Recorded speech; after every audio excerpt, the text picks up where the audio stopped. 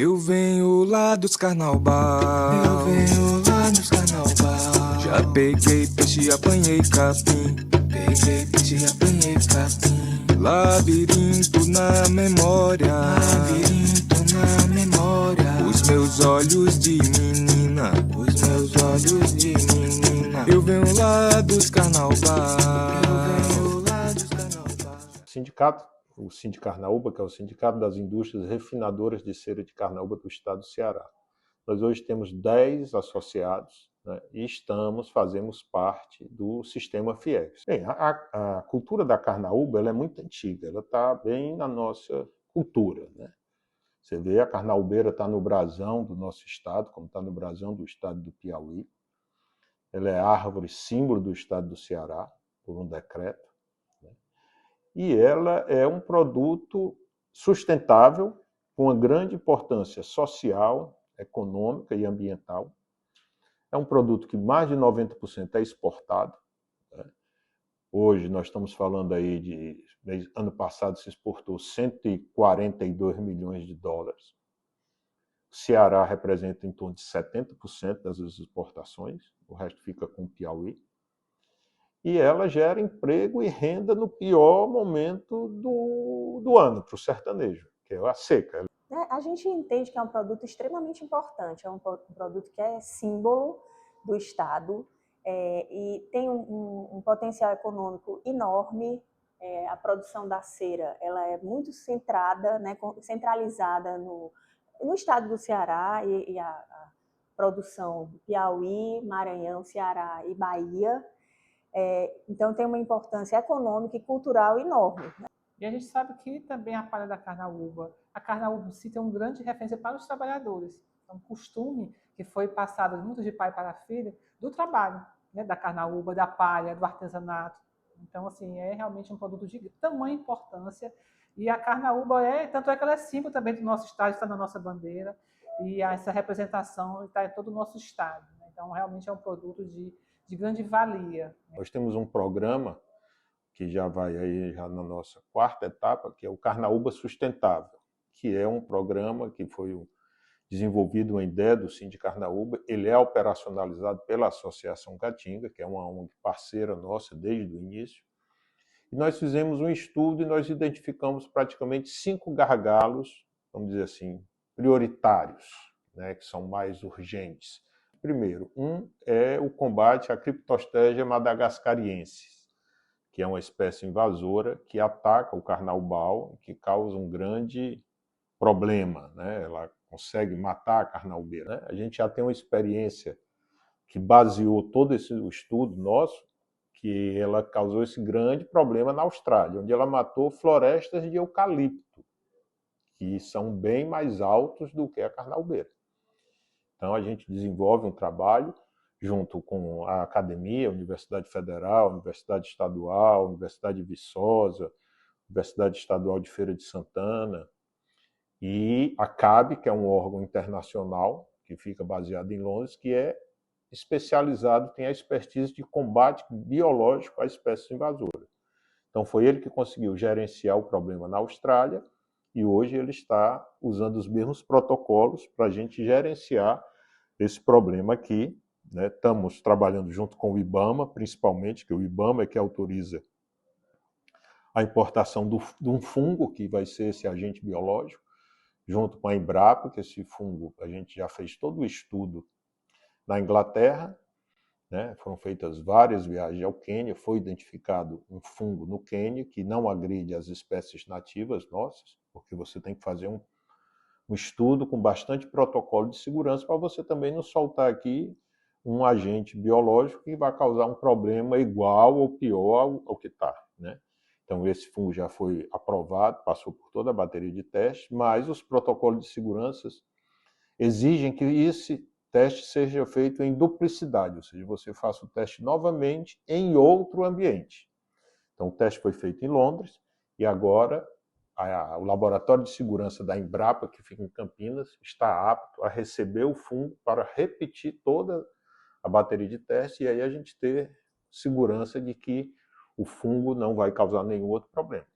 Outro ponto que a gente desenvolve é as melhorias no processo, né? Inovação, tecnologia.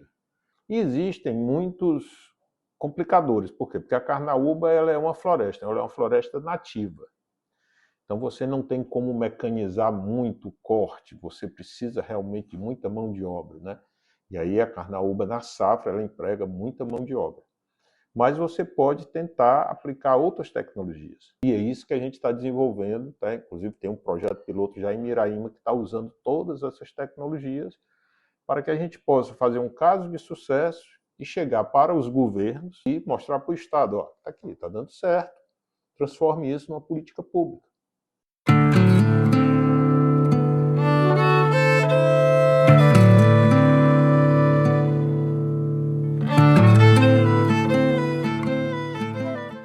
O Ministério Público do Trabalho é um dos ramos do Ministério Público da União, né? E a gente faz a defesa da ordem jurídica trabalhista. Então, a nossa atuação é sempre na defesa dos direitos humanos trabalhistas. E o que a gente verifica é que, muitas vezes, na cadeia produtiva da carnaúba, tratando especificamente desse produto, dessa cadeia, há uma violação de direitos. Por vezes, normalmente se encontra, por exemplo, a informalidade, falta de carteiras assinadas, faltas de EPI, a proteção à saúde, à segurança do trabalhador é muito precária, então a gente não encontra os trabalhadores devidamente protegidos, com registros formais dos seus contratos de trabalho, mas também encontra outras violações graves, como o trabalho infantil, trabalho de criança e de adolescente, e algumas vezes o trabalho em condições análogas às de escravo. Para a gente ter uma ideia, nosso primeiro grande resgate foi em 2013. Foram 96 trabalhadores ali na região de Barroquim Grande. Uhum. Eu me recordo que na época eu era procuradora da região, já existia, a atividade da carnaúba já existia há muito tempo, mas nunca se tinha atentado para essas condições. Então, a partir de uma denúncia que chegou lá na região, em Sobral, sobre na verdade era até trabalho infantil, né, de um menino que ele teve que sair de uma fazenda a pé até chegar numa cidade, e ele relatou essas condições. Não foi nem no estado do Ceará. E ouvindo os sindicatos rurais, a partir desse caso, é que eles relataram, olha, a atividade da carnaúba, as pessoas não têm carteira assinada, as condições são assim, aí começou esse olhar. A gente tem a legislação brasileira, ela é uma referência mundial no combate ao trabalho escravo. A gente tem a lista SUJ, em que são listados os empregadores que exploraram trabalho escravo, que vão sofrer uma série de sanções, por exemplo, não receberão investimentos de bancos públicos, há empresas que também não compram desses empregadores que exploraram mão de obra escravizada. A gente tem o grupo de fiscalização móvel, que vai unir a Auditoria Fiscal do Trabalho, Ministério Público do Trabalho Federal, Defensoria Pública, polícias, para ir até os locais onde foram denunciadas situações de trabalho escravo. A gente tem uma série de iniciativas estaduais também. Então, o nosso papel na defesa da ordem jurídica trabalhista, dos direitos humanos trabalhistas nessa cadeia é principalmente na repressão a esse tipo de exploração trabalhista. Mas a gente também atua na parte de prevenção e também na parte posterior de busca de inserção desses trabalhadores que são resgatados, por exemplo, do trabalho infantil, do trabalho escravo, em condições de trabalho dignas. E a gente também foi percebendo, desde as primeiras denúncias, que os próprios trabalhadores, eles não se reconheciam que ali havia uma violência em face deles em relação ao trabalho. Muito pelo costume que ia sendo passado, da forma dos alojamentos, que eles se conformavam com aquelas condições. Então, quando a gente percebeu, nos primeiros momentos, as denúncias começaram a chegar, as primeiras inspeções, e a gente foi também fazendo essa conscientização para o trabalhador. Esse enfrentamento, a repressão, não é no sentido de ser antagonista da atividade. Pelo contrário, se você tem uma cadeia produtiva limpa, livre de trabalho infantil, livre de trabalho em condições análogas às de escravo, isso é bom para todo mundo, para todas as partes da cadeia, para os trabalhadores que estão lá na ponta e para a indústria de cera que manda, né, que exporta essa cera para vários países do mundo. Então, é benéfico para todo mundo. Nós não estamos contra, nós não somos antagonistas da cadeia, ao contrário, nós queremos as melhores condições para essa cadeia produtiva.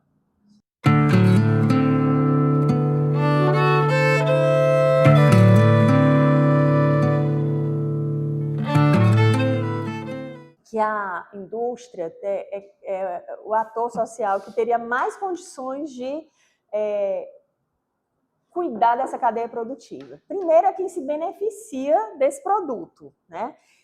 Segundo, há todas essas questões culturais, econômicas, de vulnerabilidade que a gente mencionou, e há uma perda do rastreamento aí no decorrer dessas etapas que a gente tem dificuldade de fazer a conexão das várias camadas da cadeia produtiva com a indústria que compra. Então, a gente entende que esse controle que deveria ser feito de uma forma bastante rígida pelas indústrias, que são poucas indústrias, exportam para muitos países, têm uma lucratividade imensa, então elas conseguiriam, no controle, na compra do pó da carnaúba, realizar esse controle, verificando de onde vem esse pó da carnaúba, quem foram os produtores, se eles fazem a contratação formal dos trabalhadores, se tem trabalho infantil, se tem trabalho escravo. Algumas dessas indústrias fizeram um termo de ajustamento de conduta, inclusive a doutora Valéria que firmou pelo MPT alguns anos atrás, se comprometendo a realizar esse controle dessa cadeia. Então, a gente entende que esse é a melhor forma, é o melhor método, porque é um trabalho muito pulverizado, ainda que houvesse inúmeras equipes de auditores fiscais do trabalho, de procuradores, trabalhando diuturnamente durante o segundo semestre para tentar fazer esse controle das várias frentes de trabalho, nós não teríamos condições de dar conta de todas essas frentes de trabalho. Então, ninguém melhor do que quem compra isso aí, isso é feito em várias cadeias produtivas, da siderurgia, da pecuária, na indústria têxtil. Então, se busca, a partir da última camada da cadeia produtiva, se realizar esse controle. Agora, a gente tem essa divergência com o Ministério Público do Trabalho, realmente. Só tem um ponto do TAC que a gente é divergente, e que eles não abrem mão, infelizmente. Onde ele imputa para a indústria a fiscalização da cadeia. Vamos lá. Eu não tenho poder de fiscalização. Quem tem poder de fiscalização é o Ministério do Trabalho, o Ministério Público do Trabalho. Eles têm poder de fiscalização. A indústria tem parcela de responsabilidade na cadeia? Tem, sim. Um exemplo clássico está aí, o Carnaúba Sustentável. Eu estou lhe falando de 5 gargalos e que a gente está colocando tempo, dinheiro, recurso, e não é de hoje. É de muito tempo. Foi pensando até nisso que a gente convidou as indústrias, porque a gente entendeu esse papel, porque ela organiza a atividade. Como organizar melhor essa atividade? Ela compra, então tem que ter esse controle. Muitas vezes, como a gente não vinha, eles também não acompanhavam como era essa produção, que tinha trabalho infantil, trabalho escravo na cadeia, começaram a se atentar também. Então, inicialmente, no Piauí, foi firmado alguns termos de ajuste de conduta, e por coincidência, algumas indústrias que atuam lá também atuam aqui. Então, em parceria, né, com o nosso colega procurador do trabalho, que é o doutor Edno, no Piauí, nós fizemos algumas reuniões aqui também no Ceará, convidamos todas as indústrias, nem todas as indústrias firmaram um termo de ajuste de conduta, mas aquelas que firmaram o termo de ajuste de conduta começaram realmente a fiscalizar, a entender, a controlar, né, essa produção dentro da cadeia, para entender, fizeram o cadastro de trabalhadores, até fizeram um trabalho bem interessante, saber qual a idade desses trabalhadores, se eles vão se perpetuar nessa atividade, para saber se tem gente nova, inclusive, né, para manter essa atividade. Então, a partir do momento que você organiza a cadeia e sabe quem são esses trabalhadores, fica muito mais fácil até, também é lucrativo para a empresa, porque ela entende que ela depende, 2018, ela né, depende dessa produção. Então, a gente firmou justamente esse termo de ajuste de conduta, certo? Onde a gente tem algumas obrigações que as empresas devem fazer, de vistorias, de ter obrigação de alguns cadastros, né, de saber quanto é que você está comprando, de quem são as equipes, se estão com carteiras assinadas, para justamente, como a doutora Cristiane falou, como é muito pulverizado, são muitas equipes ao mesmo tempo que começam essas atividades, para ter esse controle. E só quem teria realmente esse controle são eles que compram justamente, né, o pó ali para fazer a cera da carnaúba. Então, é de tamanha importância a participação, né, a responsabilização, no caso, né, de assumir das indústrias. Inclusive porque eles exportam para outros países, Europa, Japão, Estados Unidos, e esses países têm a credibilidade dessa cera da carnaúba. Se tiver uma cadeia produtiva livre de trabalho infantil e de trabalho escravo, seria muito maior. Então, também a indústria teria vantagens nesse controle. Esses taxas foram firmados em 2018, só que de lá para cá, toda essa questão de compliance, de devida diligência, de verificação de direitos humanos pelas empresas, de respeito aos direitos humanos pelas empresas, evoluiu muito. Então, a gente começou a pensar, a discutir a proposta de um novo termo de ajustamento de conduta para futuramente discutir com as empresas, de uma atualização desse termo. Nós acreditamos muito mais em fazer um projeto piloto, acompanhar, né? Tem lá a Associação Caatinga que faz o monitoramento, apresenta os resultados, e dizer, ó, é isso aqui que vai resolver o problema. Vamos escalar isso aqui. Desenvolver projetos de melhoria para a cadeia. Carnaúba sustentável. Distribuição de EPI, nem o que discutir. Melhoria da comercialização da cadeia. Fornecer lista dos fornecedores. Se comprometer a não comprar de quem for pegue numa fiscalização e tiver o nome na lista suja. Existe a lista? Também concordamos. A única divergência é da indústria ter que assinar o TAC.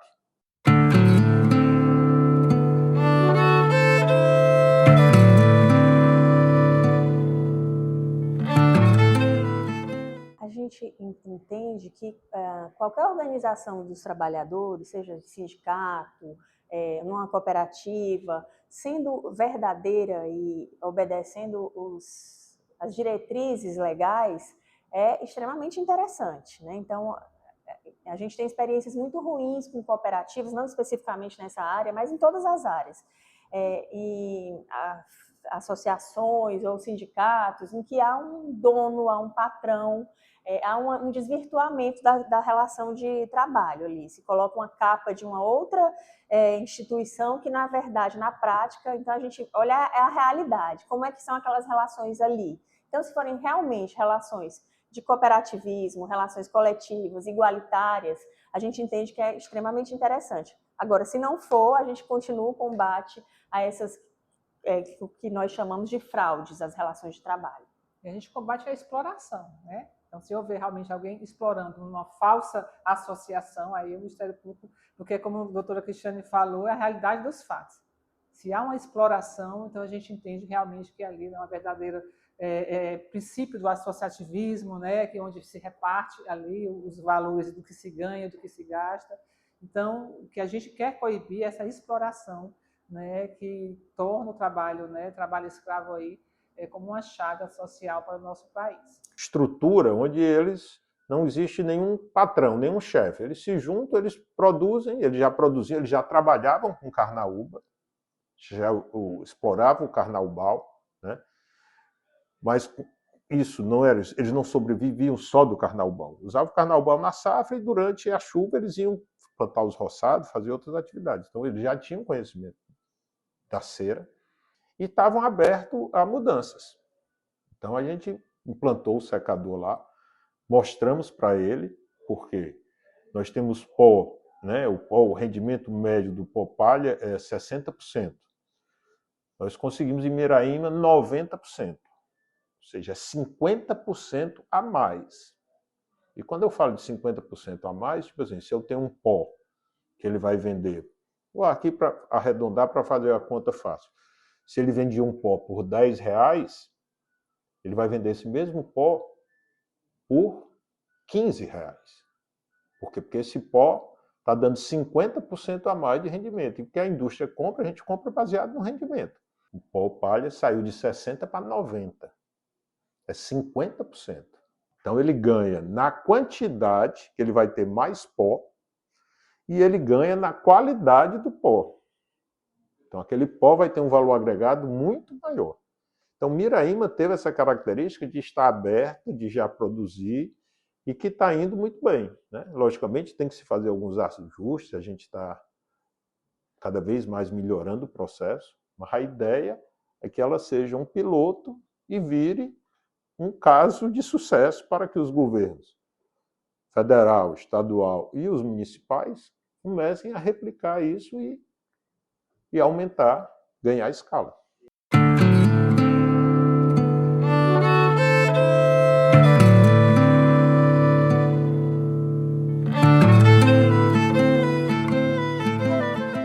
A superação do trabalho em condições análogas às de escravo no Brasil, não só na atividade da carnaúba, mas em outros, ele demanda uma série de iniciativas. Primeiro, que a sociedade conheça o que é, entenda o que é o trabalho escravo contemporâneo, que os trabalhadores também se reconheçam nessa condição, que o número de denúncias aumente, que haja todo um trabalho de prevenção. Segundo, que o trabalho de repressão, as denúncias, cheguem denúncias até nós, que a gente consiga montar equipes, que haja a participação das indústrias, das empresas que estão nas pontas das cadeias produtivas também fazendo o seu papel de controle das cadeias produtivas, e depois que sejam dadas melhores condições de vida para esses trabalhadores, para que não repita esse ciclo, né? Que eles possam se qualificar profissionalmente, que se aumente o acesso às escolas para todas as crianças e adolescentes, que haja menos desigualdade social no Brasil. Então, é muito mais complexo. Como um problema complexo, ele também demanda soluções que são complexas e multifatoriais. E geralmente a gente atua muito na repressão quando chega ao nosso conhecimento, mas a gente entende que a prevenção que é o mais importante. A gente não quer chegar e ter que resgatar um trabalhador. A gente quer que bem antes as pessoas já tenham essa conscientização, trabalhadores e também empregadores. Qualquer tipo de trabalho, seja na construção civil, na carnaúba, no trabalho doméstico, dar essa conscientização do que é, né, hoje o trabalho escravo contemporâneo.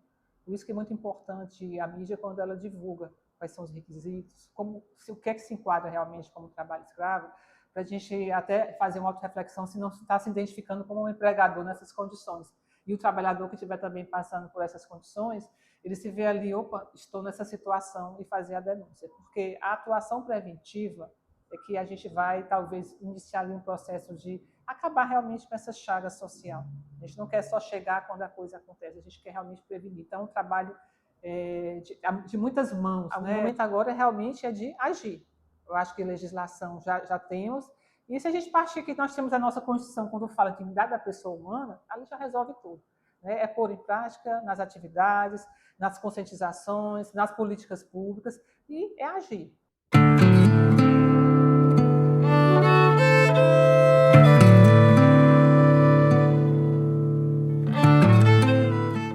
Assim, é uma árvore perfeita, é uma dádiva, né? Eu sou suspeito em falar porque eu sou louco pela carnaúba, sou apaixonado por ela, né?